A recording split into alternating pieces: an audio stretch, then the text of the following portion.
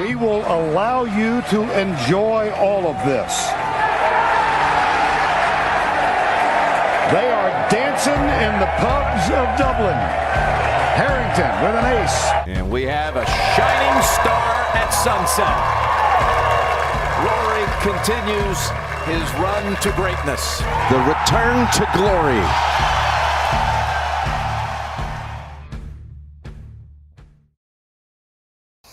Okay guys, hello and welcome to round 2 of the Bogey Men live from the Open. We're here again in Golf Links. They haven't kicked us out just yet. Not yet. They haven't realised we're broadcasting from the vans just yet. It's close. We're getting kicked out soon, I'd say. It's completely separate, not in the running order at all. But do you remember seeing that photo of that blue car with BBXXX on the license plate? Yeah, there's rumours of whose it was. But There's a certain blonde content creator apparently around the place. Yeah, so apparently she's here. With the initials BB, so you know, Yeah. lads. Genuinely haven't gone searching. Honestly. But apparently, someone by those initials is here.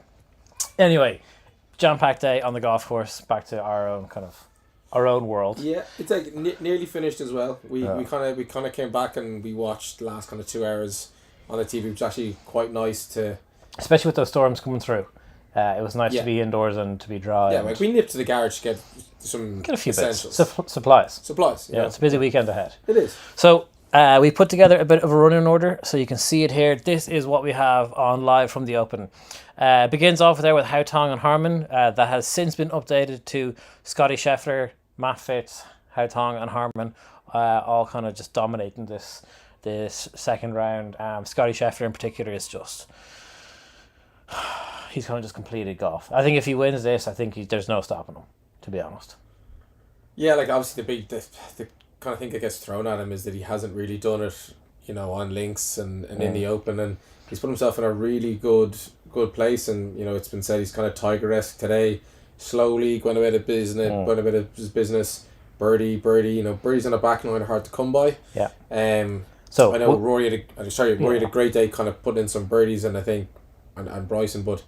Jeez, it's just every time we looked up at the scoreboard, it was Scotty's made another, Scotty's made another. So we're going to get into Scotty property in a little bit. Then we're going to talk about Bobby McIntyre, Rasmus Højgaard, Tyrrell Hatton, and then I'll see Matt Fitz, as you mentioned. I had a little bit of a chat. I had a one-on-one with Matt Wallace after his round. It was very funny, kind of at the start. Nice little joke from his side. He's even par for the tournament, 3 under for the day, and he was just like, who the hell wants to talk to me at tied for 35th, but he was like, all right, sure, we'll have a chat, why not? You caught up with Tricky Ricky. Yep. Yeah, so you got him in the mix zone after his round as well. He's in great form and gave a very thoughtful answer to your questions, to be fair. Yeah. He's in a very good mood, as well, to be fair. And then there's 2 other items on the day, which are, of course, the Rory story. It seemed like a bit of a stop-start day for him. We're going to get into that, the frustration of just being a Rory Mcilroy golf fan, and how much we want him and how much he was so close to shooting a great number today, but then just little things just got in the way. And then being a teacher, I thought we have to do something. Yeah. So I decided I'm going to throw in a bit of a test, a bit of an exam, throw in a question every now and then, and you can pop your answers in the comments. The Open quiz. Should we start with one now? Just kick things off. Sure. Okay. So we'll start off with this question here. Comment below if you know the answers, and if you get the answer correct, we'll take note of who answered it, and we'll find you something in the terrible pro shop here at Portrush. Not the Portrush pro shop, that one's very good. The one that the Open organised, Yeah, your brain that. You see the Club Pro now is coming No, Gary McNeil, I'm very sorry. No, the pro shop actually in the club is gorgeous. Mention Gary McNeil. We'll get into that. Okay. We'll get into that. So, how many Opens have there been in Scotland out of the 153 Opens that have been held? Obviously, it's 153, and one of them didn't happen because of COVID. So, so how many Opens have been in Scotland? Don't Google it. Like, just don't ruin it. Right? Just have a guess. All right. We'll keep that up here for a little bit. So, first things first. Scotty Scheffler. Right. He's on the 17th hole now. Is that him they're hitting in? Yeah, he's hit It a is freezing indeed. shot. So his drive on 17 went out toward the 18th tee box on the right hand side. It's a tough driving hole. It always has been, even from last year. Shane spoke about how in the final round, he was saying to himself, once he gets through 18 in that tee shot, 17 in that tee shot, and then gets his tee shot away on 18, he's happy out. He said the tee shot in 17 is a stinky tee shot. He didn't like it. He still doesn't like it. So Yeah. Scotty went out to the right hand side there, toward where like John Ram and a couple others went we were I was saying yesterday. it yesterday. Like they both got relief off the tee barriers. box of 18 the barriers, and they end up having 100 yards, kind of a crooked shot, but they all hit the green. It's you can get yourself easily in trouble, and from the tee, I think it's a terrifying tee shot if you're standing on the tee. So my opinion on Scotty Scheffler now is that if he wins this, he's accumulated nearly all of the Infinity Stones. So any kind of the Marvel fans out there, you'll get this. He's got the Masters now. He's got the PGA Championship. If he wins this, he'll have the Open Championship. Like, can you imagine like how quickly Scotty Scheffler has got to the point where he could win the career Grand Slam? And it's like really not out of like reality. Oh yeah, like I know it's obviously Saturday, and we're saying he's, but like he's 9 under. He's shared the lead with Fitzpatrick at the moment, and it's just that image from ChatGPT is very funny. I know you were playing around with that for so long, and you loved it. It's a great picture. I like it. I think history will say that when he gets the lead, he goes on and wins it, and he can stay there. Very tight.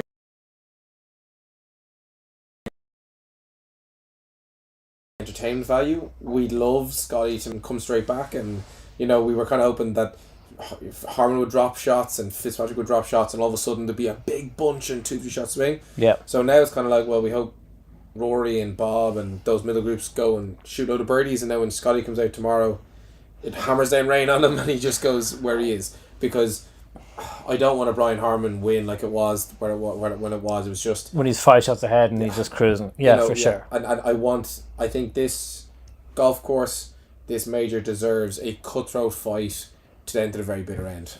So I really hope that doesn't happen. Yeah. I don't really know what there is to say about Scotty. We're rooting for bogeys right now with Scotty, purely from an entertainment perspective. It's got nothing to do with rooting against Scotty. It's just him with a 1-shot lead or a tied 1-shot lead. So Matt Fitz is obviously on 9 under par, but Scotty's got a birdie look here now on 17. Like, he's just so good. Like, you're hoping he misses all these just so that it's not a complete. Oh my god! He's got a lead on his own 10 under. He's just so good. Yeah, so good. It's so impressive, and like it's the same thing. It's kind of the same argument, the Brian Harman thing. I don't think Brian would be a brilliant winner from an entertainment perspective. Like, he's just not. He's not a good enough name, I think, to have won this twice. And although he's a really, really good links golfer. Yeah, it takes nothing away from his talent. He's incredibly talented, but from an entertainment perspective, he just wouldn't be for me a good Open champion. What's the point if Scotty wins? It doesn't fulfill him anyway. Yeah, he doesn't care. He doesn't care. That is true. I think I did hear him say he actually regretted it. He's like, why did I be honest? Because now I'm going to get asked with this over and over and over again. And he said some pros came up to him and says, I know exactly where you were coming from. But it's just he's so solid, he's so good, and he doesn't seem to have a wobble in him, which is so impressive. And his round today has been phenomenal. Like, birdie on 16, birdie on 17, and he goes down 18 with the one shot lead. And then look, there's still 36 holes of golf to play. There's still 2 rounds, and I guess the magic with Rory is that there's always like a 64 in there lurking, even on links golf like this. Matt Fitz seems to be playing incredible golf. Brian Harman is as well. Haitong Lee seems to just come out of nowhere. Scotty Scheffler is kind of like Thanos, and you can't really catch him. But maybe, Shane might not. But maybe someone will. Maybe someone will give him a run. Shane he just looks so frustrated. It just hasn't happened for him. He's had a good couple of birdie chances that haven't gone in, and he's 1 under. That very easily could be 4 under. And then he's at a. He does look a little moany, and he does around the club. There's a lot of frustration out there from a lot of those lads, and the thing is nothing to do with Scheffler or Fitzpatrick. It's just, this is links. You're off a little line and you try to be cute and you get yourself in a lot of trouble. Like Fergus said earlier when I was chatting to him. It's just like, I feel for Shane because easily could be 4 or 5 under. But I mean, the hope is that Shane could catch fire tomorrow. He's been in. He's done a really good Saturday at Portrush before. Yeah. We need Rory to catch fire.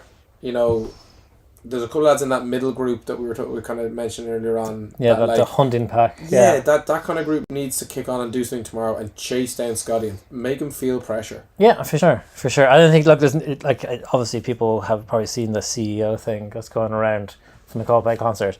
One of the best tweets of the day was Joel Beale, who had, when British press during the Open week, British press seeing Brian Harman lead the Open again. It was such a funny tweet. Obviously at a couple of people's expense, but he's the CEO of a multinational organisation. He'll be fine. He'll be grand. Don't worry. Don't you worry about that, mate. You'll be fine. But that was kind of how you felt when I saw Brian Harman coming up the lead. And you're just like, he even just looked so comfortable. I had no doubts in my mind that I was like, he's going to make this putt. Yeah, he did. He's going to stitch it. And you're like, oh, Jesus. Like, Brian, just leave us alone, would you, man? He's a very good links player. I know. Like, you do take your hat off to him and say, on links, he's very, very solid. Yeah. He won the Open in a Ryder Cup year and got on the Ryder Cup team. He's now put himself in place again, another Ryder Cup year. But interesting, if he went toe-to-toe with Scotty, what would happen? I think Scotty would blow him out of the water. Yeah, I think he would, but I think Brian would feel, I'm an underdog, it's okay, I have nothing to lose here. If I lose to Scotty, it's fine. Same with Matt Fitz. Like, Matt Fitz, we talked about it last night. Zero expectations, zero form. You know, a bit all over the shop, and unbelievable round today. Yeah. No, well, it's really impressive. Like, Matt Fitz and Brian Harman are probably two very similar type of golfers. You know, not big guys. Matt Fitz hits the golf ball a lot further than Brian Harman does. Mm-hmm. But I'm sure when Matt won the US Open, probably a lot of Americans felt the same way that we did, or I did at least, about Brian Harman winning the Open Championship. They're probably he's not a great winner. He's from Sports Sheffield. He's not a great he's not who we want as a US. He's not Open. A star. Yeah. And I get even his Ryder Cup exploits haven't been great, so he didn't even kind of, win hearts there really. That does bring we were talking about this earlier on. You're like okay, if Matt Fitz goes on and wins this, which is absolutely probable. That's a possibility, yeah, massively. I mean, he's second now. This goes a long way in him getting onto the Ryder Cup team, and I just don't trust his lack of form. Now, he's still got a long way to go, and this could be what sparks it, and he goes on to do very, very good things over the next 2 weeks on the PGA and the DP World Tour. But, there we go. Scotty Scheffler, low round at the Open, 67 is 4 under. His lowest round today, again, 7 under. He's just... Bryson hit that 6 under today, and I was like, okay, that's the best round of the day. And I mean, it was the best round of the day, really, for other reasons. Yeah. But just for Scotty to go 7 under now through 17 holes is pretty ridiculous. Let's just see what his tee shot on 18 holes. Go with the iron. That's an interesting... I think it's a 3-wood. Oh, is it 3-wood? It is 3-wood, yeah. Sorry. I think that's totally safe. You mentioned Bryson, that was absolute box office. Oh, it was incredible. The man is... and I got the last bit of his press conferences or his post-round chat, and he said he played really similar to yesterday. It worked on the links. He said it just worked, and he didn't get as caught. And I think there's a lot of I was watching Bryson yesterday and this morning on the range, and he spoke about it in the press conference beforehand. He wanted to try and hit the golf ball with the wind rather than be playing it into the wind and holding the golf ball up against it. And we were saying that this practice round, the wind was one certain direction. Round 1, the wind was in the complete opposite direction. Today, the wind was back in that same direction as it was in the practice round. Mm-hmm. So it might have just been the case of it's a wind that he was more comfortable with, and that just gave him the freedom to go after it a little bit more and ride on that wind, rather than it might have been the wind direction from yesterday coming from inland to outland out at sea. Might have just been causing a bit of havoc with him and how much he spins the golf ball, and just kind of blew the golf ball out off the planet a little bit. Yeah, I think going the birdie, really, I think he just kept getting them was it was the Bryson that we all hoped to see, because we said it's going to be less of a tournament if he's not there. Really hope he comes out and does something, so he'll be there for the weekend. Same thing with John Ram now as well. He was hovering around that cut line, and that but when I looked at Bryce when he came in to do his chat, he looked absolutely exhausted. Yep. I think he is mentally drained. It's obvious to know how he looks at golf and how thoughtful he is about it and scientific. I think links golf just explodes his brain with a million different options and thoughts and whatever. I don't know if he has the mental energy to be able to go 4 rounds and go and win an Open. Do you know what I mean? Yeah. Because how hard he thinks about things. He just looked exhausted. Yeah, so Adam Scott in his post-round presser was asked about Bryson and the work that he's done, and Adam Scott was saying Bryson's game is optimized for the other 52 weeks of the year, and it absolutely is a successful formula. So 52 in case he plays Scottish, but obviously he doesn't, so it's DP World Tour, PGA Tour event. But so 51 weeks of the year or so, or for every event apart from the Open. And realistically, that's probably if you want to be a successful golfer and that's the route you want to go down, if it means that you win the other 3 majors and have an incredibly successful career on LIV or on whatever tour comes out of all of this, but you never win the Open, probably a successful formula, and you do look back on your career and go, yeah, that's the right thing to do. Yeah. Do we go question 2? Okay, what's the question? What is question 2? So question 2 is, which golf course has held the most Opens? I'm going to need to check how many people have been commenting on this. Check if there's any. Yeah. Which was... I don't think... Come on, guys, answer the questions, would you? At least chuck a guess in there. Question 2. So which course has held the most Opens? Gareth, we'll ask you the first question. How many Opens have been in Scotland out of the 153? 70. That's pretty low. It's more than that. No. Gareth said 70, by the way, for people. It's more than 70. It's also more than 90. 110. No, too much. We'll be here all night. Bust. With the next person, I think it's more than 90, less than 100. So people can just comment and figure it out. Do you know what? I watched a bit of Bob, friend of the pod, Bob McIntyre, and he came in. Is that how you introduce him? Bob, friend of the pod, McIntyre? Yeah. I like that. That's good.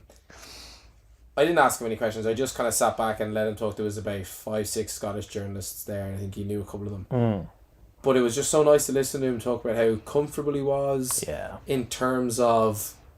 He seems to love links golf. Really love links golf. I think he does. And that's... You're totally right. But I think it was more about where he stands in the game. I think he was having a little bit of a... Where do I belong in the echelons of the game? What... You want to say, what division am I in the Scotty? Where am I? Am I... is it arrogant to think I could play against them? Whatever, all that sort of stuff that goes into his head. And can I be a top 10 player in the world? Yeah, can I be? And did I Ryder Cup and all sort of stuff? And I think he knows exactly where he is. He says he knows when he's on his A game, he can beat anyone. And he just felt composed, happy, aware in his own skin. I mean, he's still trying to figure it out. He's still young. Well, he was still kind of young over the last 2-3 years, when he was trying to figure out he was breaking up on tour and going to PGA and that sort of thing. Yeah. But it was really nice to listen to him. I mean, he was like, listen, I'm 5 under. Can I get, a couple more birdies and jump on top? Yeah, of course I can. I can't wait. I'm here to try win this. He said the last one in 2019, he didn't know what was going on in his first major. Yeah. He had friends and family here. He didn't know what to do, what to expect this. And he was like, I know exactly what's going on. Didn't bring family and friends over. I think they were like, well, this is just going to be an every year thing, Bob. We'll see you later. Yeah. And I just thought, he could put something together. And he's in that group, that Hoyland, Hatton, McIntyre, that type of middle group that, as we said, one of them catches fire and goes. It's interesting that it's a group of 4 guys there who are all searching for their first majors as well. Yeah, and Hatton, I don't know if you saw the arc of him breaking it, said he played pitch and putt with his buddies on Wednesday. Yeah. He had 3 points at Guinness, and they went and played Thursday and he played well, and he was like, I might do it Friday, I don't know, I'm kind of happy. again, probably, well, I don't know if it's live, whatever it may be. He seems to be in, this is where I sit. This is who I am. Yeah. I'm comfortable if I play well, I can go there, whatever. He seems to have kind of calmed down a little bit. I'm not a very big Hatton fan. You know, I don't know necessarily how much Hatton has calmed down, to be honest with you, because like he had that. So both Hatton and Højgaard are tied for 5th place, is it now? 5th place, a 500 par alongside Bob, and like we'll start with Rasmus real quick. I thought Rasmus was going to go on an absolute tear, close the gap on Harman initially because also he was in the same wave as, but then when he had bogeys at 14 and 15 to drop back, like he then closed around with a pretty impressive birdie on 18 to bring him back to that 500 number. But Hatton, I just can't get behind. He's still Timoni, like, and nothing's his fault. Like the 14 where he didn't get up and down for par and he dropped the shot. Like I think it was just the one bogey he had all day, and he turned around because he went for the flag, missed to the right hand side of the green, went down into a little fall off. Yeah. And like he went putter, just didn't give it enough. Good line, everything else was good. Just didn't get up and down. Walks back as he finishes the hole and just gives the middle finger to I just did that on camera. I wasn't thinking. I just forgot the camera was there. You weren't thinking either. See this?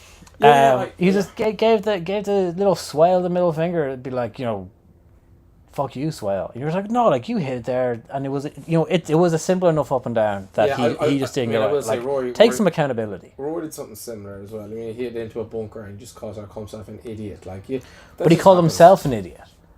And that's the thing. John Rahm had a go at a fella for whistling in his backswing. Then when he gets to the press conference, he was like, I was just moaning. It didn't really put me off. I know he owned it. But Tyrrell doesn't do that. Tyrrell doesn't go, he got hot in the moment. Yeah, I don't know if anyone asks Tyrrell about it. Someone asked John Rahm. Yeah. So maybe we should decide if we get him, we should ask him tomorrow. All right. Yeah, we will. Oh, well, I've already annoyed John Rahm this week. I'm not annoying Hatton. I might get you to do it because all of Legion 13 hate me, and like Tom McKibben's refusing to talk to me ever because I've upset all his buddies. We can't afford to have both of us banned from the majors. Like you're already on thin ice. Like because John Rahm thinks never asking hopefully not. There's apparently a secret live party going on with Kasabian just around the corner from where we are. Don't talk about it, but it's on in Kelly's nightclub. It's secret. Don't tell. Yeah, no one knows about it. So don't tell your friends. I got to just lighten up the camera a little bit because it got a little bit dark because it's a bit grey.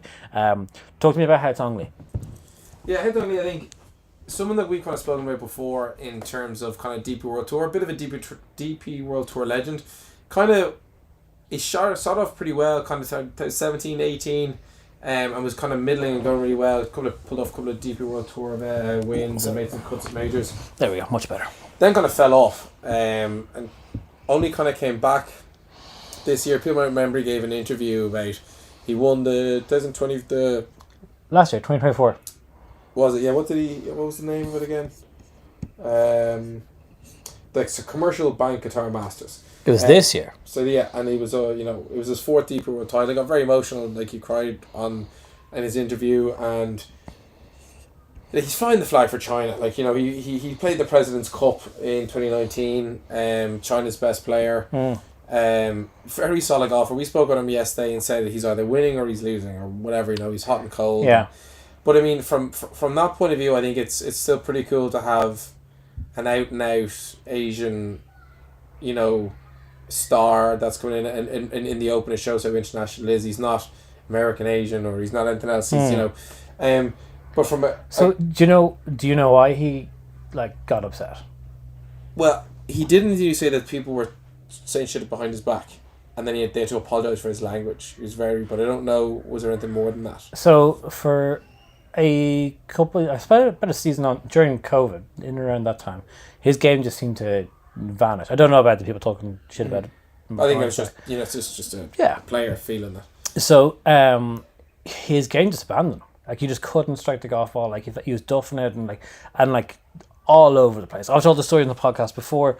At the Irish Open in Mount Juliet, the second year that it was there during COVID, he missed a cut of the event beforehand. He arrives there on like the Saturday, spent all day Saturday, all day Sunday. First person on the range Monday, Tuesday, Wednesday, all the way through. First person on the range, practicing for ages. Missed the cut at the Irish Open that year. Then again, Saturday, Sunday was still on the range, and then flew off to the next event. And he just couldn't, he changed coach and everything. He just couldn't get his game resolved. And then someone just turned to him and was like, have you thought about, maybe something's actually wrong?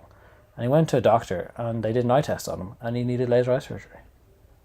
And he just didn't know what bad vision was. Oh, so he and his vision was misstrikes. Exactly. Yeah. And now he got laser eye, and it was nothing. In grand scheme of things, nothing all that serious, which is great. Yeah. But it just shows how one thing. I know it's obviously it's your vision. It's incredibly important. Yeah. But one thing that can really kind of throw you for a loop. But I think I love that story. Because it's just a good rebound story. He's doing great. He does have previews for this. He did have the lead in the 2020 PGA Championship after 36 holes, and then kind of fell off. So he's been here before, so hopefully he's got that bit of experience and he's able to put up a fight tomorrow. I'd love to see him put up a really good fight. We spoke about how we wanted him to do well today, and let's just hope that tomorrow, he can stay in around it. Yeah.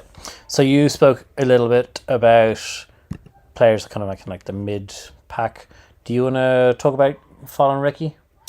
Yeah, I started to follow Ricky. He said I was going to follow him, and the answer to the first question was what, 98? 98 yeah. is the first answer. There's been 98 Opens that have been in Scotland. So, Gareth, you're nearly there. You're nearly there. And then, do you want to do question 2? Question 2, which course has held the most Opens? And it's St Andrews. Yeah, so a little bit of a, when you hear it, you're like, I actually knew that. Congrats to Ian, your brother. Oh, great, so we got one person watching.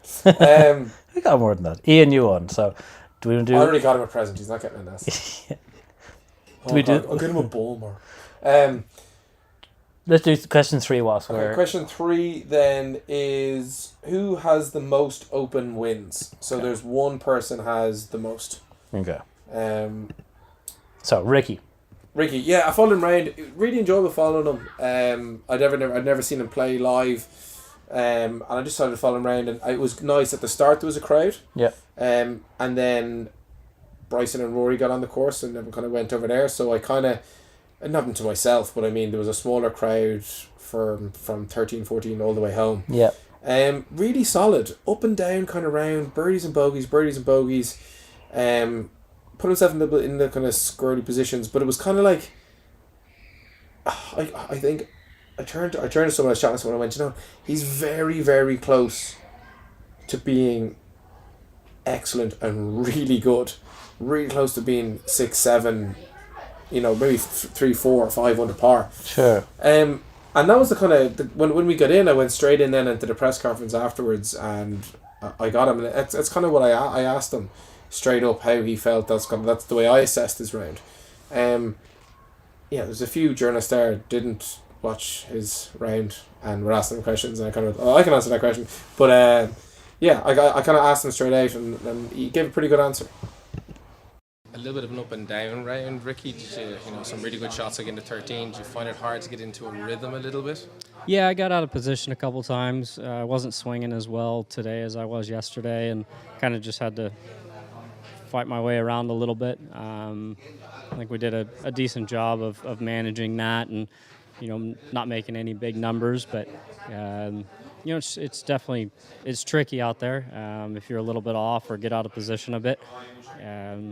But it's a good test. What do you think is the biggest challenge in Portrush in terms of something that you're thinking about for the weekend? I mean, it doesn't take much to get yourself in a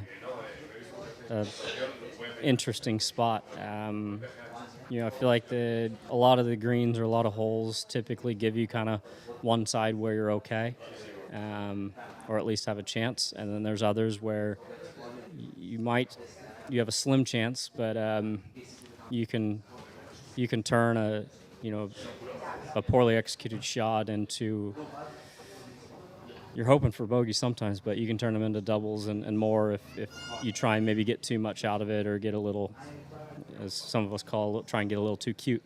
Yeah, it's good. You have to think your way around this place, even some of the shorter holes. Number 11, I made bogey the last 2 days, and it's basically like making par, I feel like, there. Yeah, it's good. I enjoy it because it demands, a lot out of you, hitting different shots, high, low, and, left, right, especially when the wind's up. Interesting, good, thoughtful answers. I mean, and it's what we were talking about earlier. He could very easily have been moaning about like the 11th hole where he was like, it's like basically it's crazy par 4. That shouldn't be a par 4. It should be a 5. Which I think it is for members. I think it is. I think also 12. He had one where his chip just got a bit squirrely and it came back to him, and you could see it wasn't exact. It surprised him what happened because of what he saw, and then he goes down 13 and he hits an absolute world class shot to 2 feet, taps in for birdie and moves on, balances it out. I think he needs a good weekend in the last major. His season hasn't been great. Kind of below. Remember he made that resurgence that little while ago? It's kind of dropped off again. He's moved back to a lab putter. He got asked about that. Really good question. He said, listen, at this moment it's fitting my eye. Yeah. The Jailbird, I suppose, is a great putter. It fit my eye. I just wanted to change. He said, I may change again if it doesn't fit my eye. He's like, that's just the way I look at putters, and it's a me thing, not a putter thing. So yeah, he was very interesting when he said, he's like, I think all putters are great. It's just what I think is great for me right now. Right this second. Yeah. And I was like, well, that's fair. Because he's obviously got, like, he's not with Callaway Odyssey. Like, he's got no allegiance to, like, any of those brands when it comes to the putter. Yeah. I don't think Puma or Cobra do. I imagine they do putters. I can't imagine Cobra really does putters. So yeah, it was a very thoughtful answer, and I thought it was very interesting. Yeah, a very enjoyable watch again. Would I go, like I said with Phil, would I go watch him again? Yeah, I would watch Ricky again, happily. And he has that little bit of star quality. I know people kind of kicking off and getting imitation stuff, but he is that little bit of star. And like, although he was dressed really well, kind of emeraldy green thing again today, and his massive Yeti water bottle he was carrying around with him. I really want to ask what's in the bottle, but I really don't want it to be water. I just don't want it just to be like, master's water. There's nothing in there. I just think it's something to do with his hands when he's walking. Have a little sip and just not be fidgeting. Yeah, that's fair. That would be my take on it. Yeah, that's interesting. You had like on that theme of kind of like players in and around like the middle of the pack. I think we've had a couple of conversations, even ourselves and others, trying to figure out what our job at major championship is, because like we're not going to try and do news because Sky Sports do it really well. NBC do it incredible for the States. The app does it fantastically. You could just watch the app. There's no need for us to give sport shot by shot updates because you can see it all, right? Yeah. And then and if you want like interviews with like big players, we're not getting that. Like we're getting Ricky for a minute and a half, and like that's unbelievable. Yeah, and it's amazing. Yeah. I mean, there was other journalists around. Like there was a crowd around. Like, it's a mix zone. Yeah, Rory, there's 40, right? Whoever. And I think we thought, well, let's try and follow people. Yeah. And try and ask them things and ask questions that maybe other journalists are going for other stories. Yeah. And I don't want to run into it, but I think we've done pretty well so far. We might get to talk to anyone tomorrow or whatever, but I think we've got some big ones, and I thought your chat today with Matt was really, really good. Yeah, so just for some context on Matt's conversation, he was in the morning wave. He was leading strokes gained approach for the day. He played very well. He's still currently 5th in strokes gained approach across the day. You can imagine who a couple of the 4 players in front of him are: Scotty, Matt, Brian Harman, and Rasmus Højgaard are the only guys who are ahead of him in strokes gained approach. So still a very, very good day for him, and he's currently 12th on the Team Europe Ryder Cup rankings. So this week and the next few weeks going forward are very important for him. And so I asked him pretty much about that, and he came in probably not in the best of moods. Came out of it probably in a slightly better mood, I think. Yeah, I thought he was quite funny, and I thought he gave some really good answers to your questions. Testing 1, 2, 3. Level par in the house. Yeah, nice. Tidy round today. Yeah. You're leading strokes gained approach and scrambling so far. I'm leading approach and scrambling. Yeah. Iron Play was very good. How did it feel today playing links turf? Doesn't feel that good. No? No. I was surprised yesterday as well. Maybe last off the tee. Yeah, it's interesting. I haven't felt great the last couple of weeks with my swing. Got a bit left-sided, classic wind, classic turf. Get a bit left-sided, and I've hit some good ones this week that I need to keep remembering and reminding myself. But yeah, there's still room for improvement. Weekend golf, going into leading into the Ryder Cup, you're Yep. 12th in rankings, back at the corner of the mind now, going into the last few weeks. For sure, yeah. I need to be playing. I need to be at the top of the leaderboards, to try and get myself into the Ryder Cup, and that's 3 made cuts in the 3 majors that I've got into. Obviously had to qualify for the US Open as well, so that was really good. And hopefully I can carry on going up the leaderboard this weekend, and feel like I've got a good understanding of the course now, and it's hard and staying patient. Yeah. What were you looking at or working on towards understanding the course a bit more? More internally than anything. Obviously, I need to hit some better shots off the tee, but internally staying patient, not getting down on myself, berating myself, knowing that the good stuff's in there, and then it's not useful, like slaughtering myself. So actually forgetting that and then going on to the next and trying to solve the next solution or equation that we've got on the golf course to find a solution, and getting stuck into that. So yeah, a very honest kind of self-assessment of, like, I would have always, like, Matt Wallace is pretty famously known for being hard on himself, and also previously hard on caddies. So it was refreshing, I think, to have him kind of be that open and self-reflective and kind of honest with himself about how he's reacting. But I think also, just like from our side, nice to get a player to have a proper conversation with us for a couple of minutes about where he's at and where his game is. And Yeah. like, he definitely was surprised that people wanted to talk to him. And I think if we can kind of occupy that space at these bigger events that we go to, we'll start building better relationships with these players and be able to have long form conversations with them. Like when he came in there being like 1, 2, 3, 4, even par in the house, it's very much him being like, who the hell wants to talk to me? I'm tied for 35th. Why? Yeah, I also think though, like, the story around him 12th and like him wanting that Ryder Cup spot, like, Bob got on the team in this area and look what's happened. Yeah. So I think that narrative of going, oh, if he does make the Ryder Cup team, you don't know what that does, and all of a sudden it's like, oh well, his story is out there because he's been asked questions or whatever. Yeah. So I think that was pretty good. Another question. Who has the most open wins? That was the question. Will I give the answer? Yeah. The answer is Harry Varden with 6. Next one. I think no one got that. No one got that. So most people will have seen the answer. So who has the lowest score of ever in the Open in relation to par? So minus whatever. Okay. For the tournament. So they finished. They won it. It was minus something. There's 2 with the same score.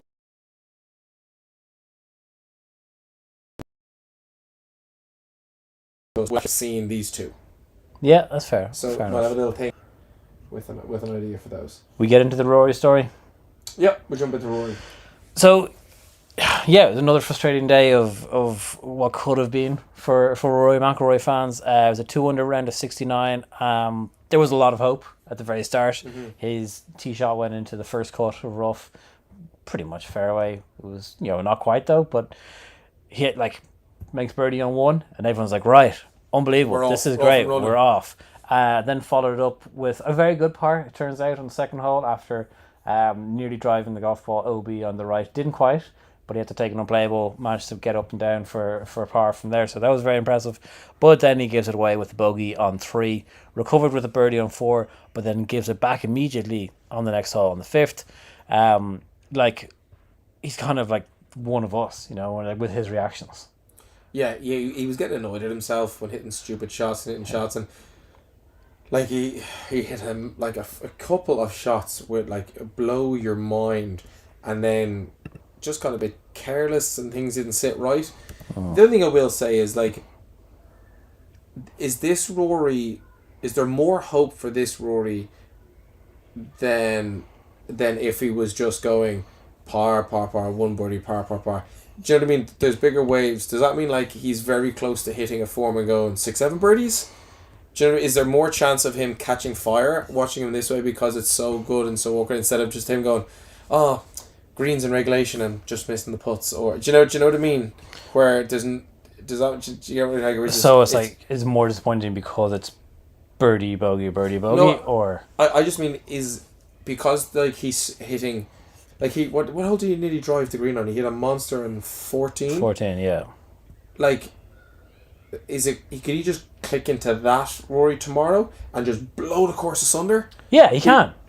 And I'm thinking is there a better chance of that because he's doing it sparingly now instead of just being decent drive, wedge, you know what I'm saying? Like I don't know. I'm trying to talk myself around into him going on a tear. But I think that's why people love Rory, is because you always look at him and you go, like he could shoot 63 here. I know he's got four bogeys there, but yeah, and he like could go 8 birdies. He has that in him, and you're always like, you never think he's far away from shooting a 63. And I guess it all depends on what kind of mood he's in. Like, he was very tired after round 1. He was soaked to the skin. Obviously, then when he finished his rounds today, he got drenched there on 17, 18. I'm sure he's just like, I was here late last night, I'm out again early, I'm tired, like, he came and in. a lot of people, like the amount of people in that mix zone. Actually, you made a joke, it was very funny. We're standing in the mix zone and about 40 journalists all standing in the corner, and it was just dead quiet, and you just went, who are we waiting on? Yeah. And like 2 people laughed, and it was like Rory. He came in, he did his press conference, and like even still there was other countries wanting to do a video interview and they're all asking him, and I was like, get out of there. And it was that point I was like, he'll never say it, but he probably hopes it doesn't go back to Northern, like in a way it doesn't go back to Northern Ireland for a couple of years, because it is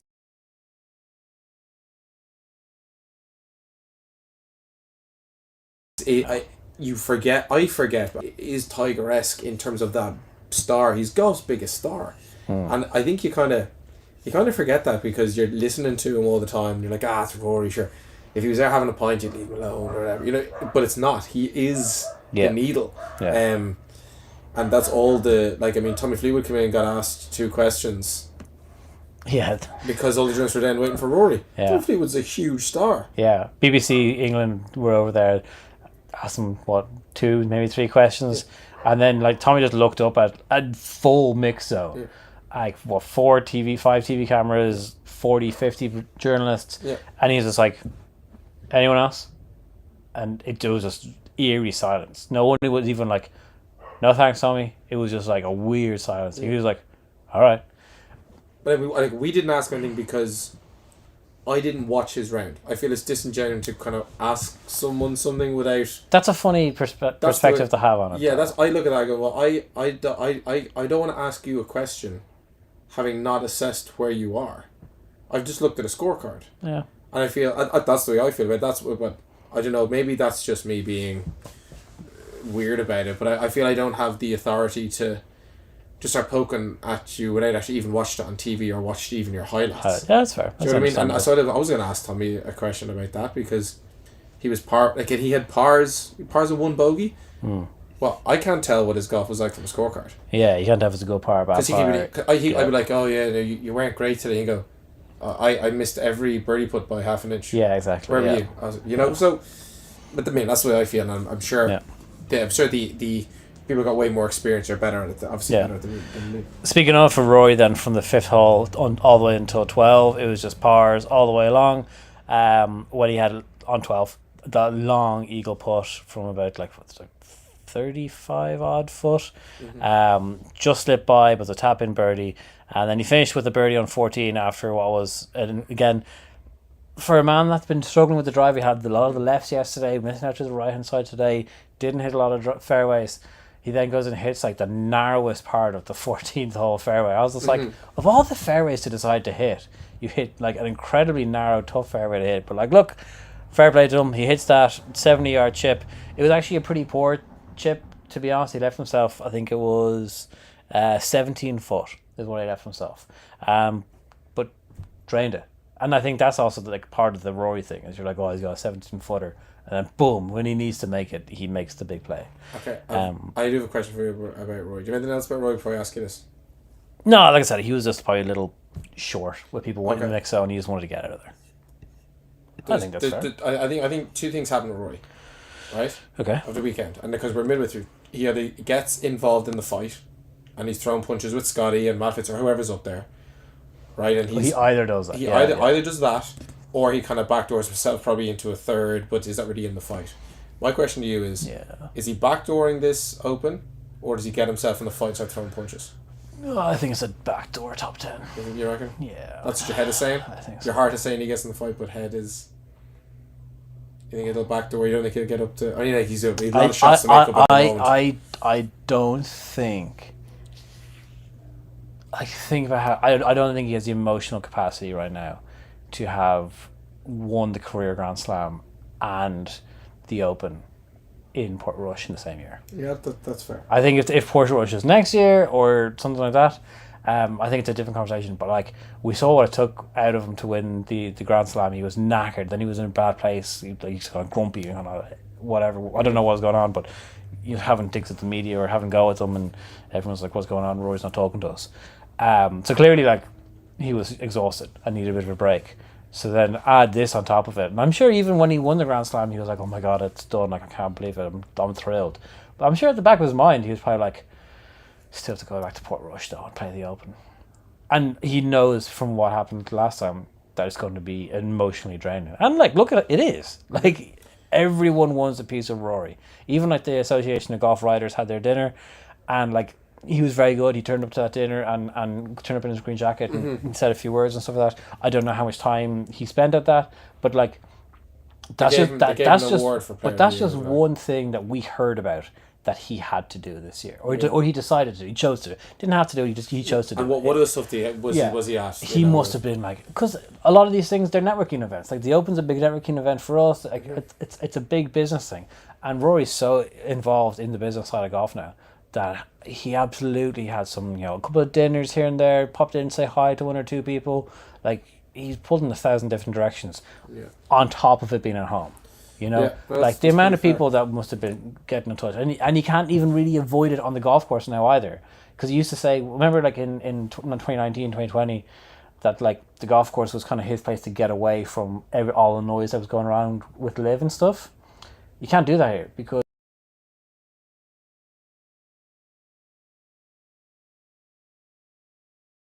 who's the marshal on this hole, and Jim, I haven't seen. You just can't really just block all that stuff out of there, because Roy's a really nice guy, and he's going to be really nice to that marshal, and multiply that by a couple of times a hole over 18 holes over 7 days. Like he must be exhausted, and I think he's probably just like, this is just too much. Talking about emotional, the couple of big names missed the cut. McKibben. Yeah, I think like.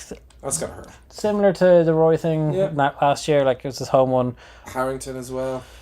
Yeah, Joaquin Neiman, Jason Day, Cantlay, Brooks, Colin. With Jason Day because I wanted to see his other two outfits. So if you could just post them on his stories, what he would have worn. What I would have worn, yeah. What would you have worn in it? That's fair. Okay, so that question: who has the lowest score ever in relation to par? It was 20 under, minus 20. Henrik Stenson. In 16 and Cam Smith in St Andrews in 2020. Okay, we had two other questions, but we've been going for 48 minutes and we said we'd do 40 or half an hour max, so we'll do those two questions tomorrow. Okay. Any other storylines? I just think one really quick one. Keegan Bradley had a really good round today, kind of put himself just below that middle group. Probably, it's something maybe talk about in another pod, but like I think he's just going to be playing in the Ryder Cup. What happens with the captaincy, whatever. A lot of American journalists around him, all of them asked about the Ryder Cup, asked some really interesting questions about, a captain's kind of contract and deal, and he was completely thrown by it. I don't know if there was a leak from somewhere that there was an agreement that if he plays, these vice captains do this and this or whatever. Yeah. I don't know. He was thrown by the question, but he admitted that there is something. Yeah. I'm reading.